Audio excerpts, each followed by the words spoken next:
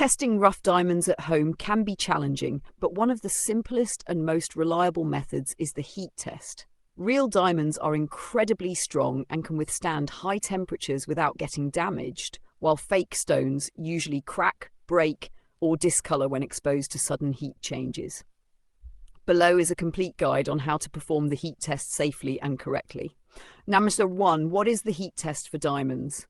The heat test involves exposing the stone to intense heat and then rapidly cooling it.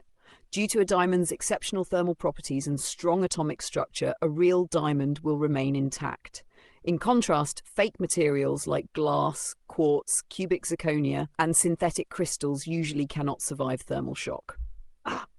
2. Tools you need to perform the heat test at home. You will need a lighter or a small torch, a metal or ceramic cup, cold water, tweezers or pliers to hold the stone, the rough stone you want to test. 3. Steps to perform the heat test. Step 1. Clean the stone. Remove dust or dirt so the surface does not heat unevenly. You can clean it with water and a small brush. Step 2. Hold the stone with tweezers. Never hold it with your fingers. Heating can be dangerous. Step 3.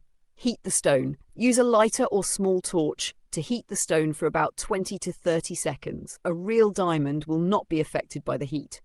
Step 4. Drop the stone into cold water. Immediately place the stone into cold water. This sudden temperature change is the key moment. Real diamond will stay perfectly intact. Fake stones will crack, break, or show white fractures due to thermal shock. Conclusion.